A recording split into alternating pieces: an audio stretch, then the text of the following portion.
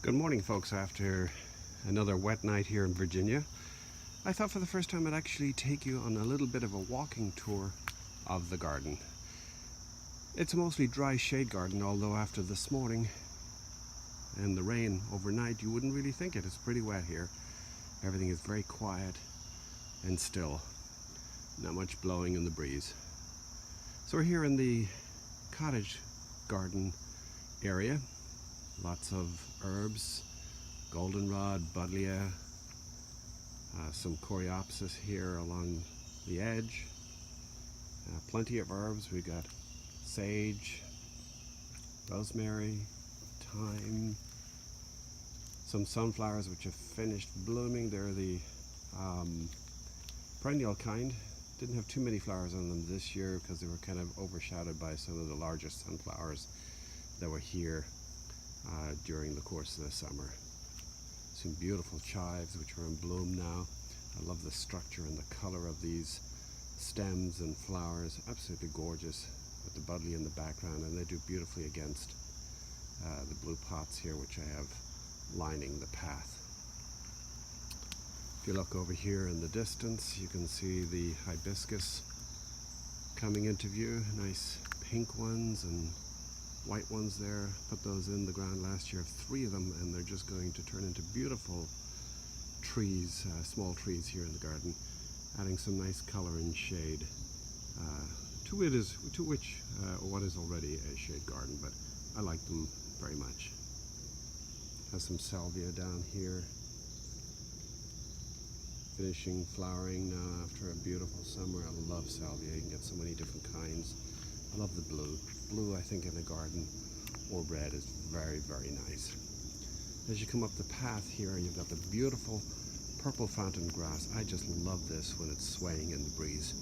Has a nice mixture of purples and greens, and when the light catches this, it's absolutely gorgeous. Just in front of it, I have some nice dahlias.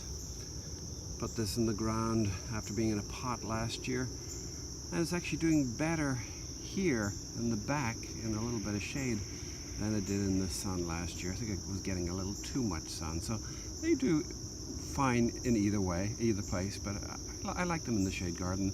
Add a nice little pop and touch of color. Over here to the right, you can see this wave of green, creeping jenny washing in. It's almost like a golden yellow, and it's absolutely gorgeous. You know, people talk about shade gardens not being the most exciting, but you can get so many different colors and shades of green in a garden that is against a woodland backdrop like mine. Also in the picture here, you see some lovely elephant ears. I love the size of these. These ones here in the front are slightly different to the ones I've been planting in previous years because they've got a hint of black in their leaves, and I just love that. And black and green together, just look at the color and the texture of that. And if you look at that compared to the ones over here in the distance that I'm approaching now, they're much lighter green, almost like a young, fresh lettuce or a cabbage. And just look at that. And again, with the raindrops still on them from overnight, it's really quite delightful. I'm going to get to the path here in a moment just to tell you a little bit about it, how it came about. You can see the azalea bushes which kind of wrap around the porch. In the spring they are a hot, vibrant pink, and the garden is absolutely gorgeous at this time of year in the spring. Any time of year really, but certainly in the spring. The bench there, just going to walk over here so you can get the vantage point from when I'm sitting on my bench. Here's a pot of herbs with oregano and thyme and some grass that I put in yesterday. I repotted them yesterday because they weren't doing so well. More herbs. You've got catmint down here, which I'll move down in on. And then I love this carex. I've got 2 of them, and they just keep getting bigger every year. I'm not sure if I can divide this. I've been meaning to take a shot at it. If any of you have any thoughts on dividing carex, please let me know. But I just love the texture and the color, the white and the green. Just, you see the ground creeper in the background, giving way to the purple fountain grass, the golden color of the creeping jenny, and the greeny blackish elf deer. So you see lots of texture. Over in the distance are my hydrangeas. It's my hydrangea corner, which were the first plants that I put in this garden 3 years ago. They did terribly the first year. The deer destroy them, and I've been spraying them with something that keeps the deer away. Last year and this year they just did amazing. I planted some beautiful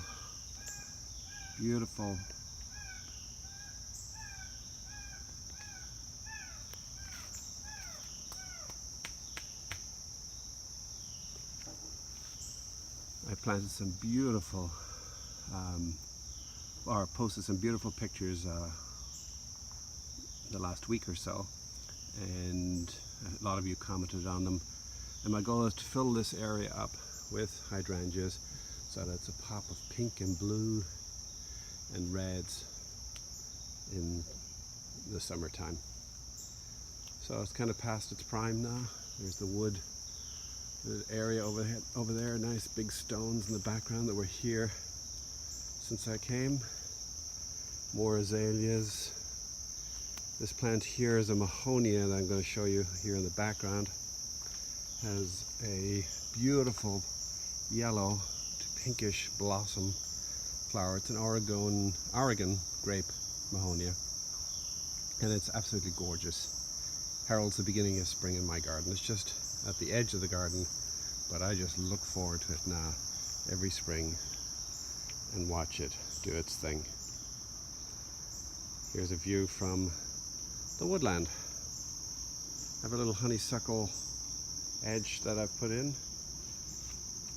The deer have been nibbling on it. My goal is to get this into a nice shapely hedge by next couple of years.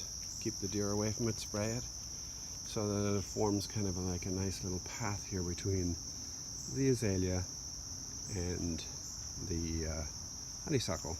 Lots of ferns in here underneath the elephant ear. Some of them have done well, some better than others. Have a painted fern, Japanese fern.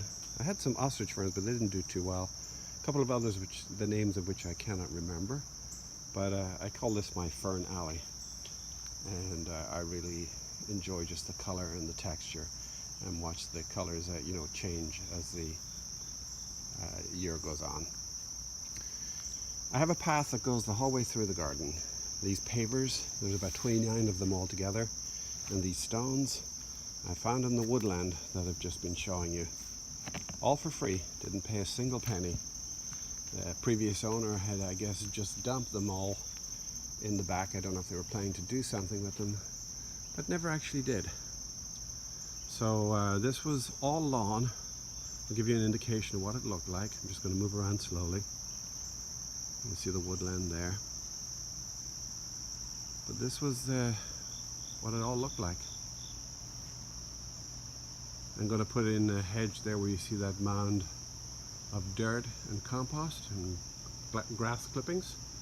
It's going to be a nice hedge to add some privacy. I haven't figured out. If you have any ideas for a good shaded hedge that grows quickly, please let me know.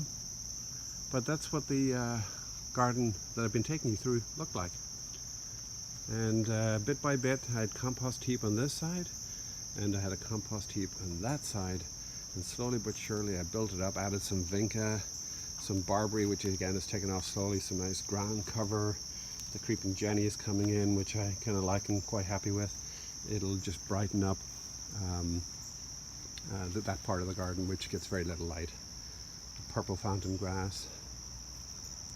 Nice cover. This flower, or this, I just need to get in here and have a look at it and see what this cover is here.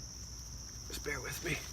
So this is Speedwell, right there. It has a beautiful flower, this ground cover, see that? It has a beautiful blue flower that goes lovely with the daffodils. I have a nice kind of white lemony daffodil that's kind of flat with very small trumpets that starts blooming beautifully, and the contrast in spring is just wonderful. Have a look there at the bench. as we give way to the cottage garden again. Just let you see it one more time. And in this area, I haven't fully defined it. I guess because it's a cottage garden, I just let it do its own thing and I experiment with it. The rest, I'm a bit more disciplined about it in terms of what I'm growing. I keep learning as I go along. I've made a lot of mistakes in this garden, but you enjoy making the mistakes because you learn something from it. You learn what works, what doesn't, and I guess if there's one message I'd have for all my fellow gardeners is right plant, right place. This is a woodland shaded garden, and therefore you have to work with what you have. I have a much more sunnier spot on the front, which I'll show you at some point down the road, but for now, this is the garden.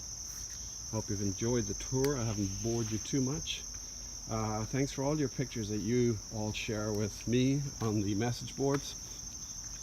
It's a real joy, and I hope you get as much joy out of gardening as I do. Thanks again.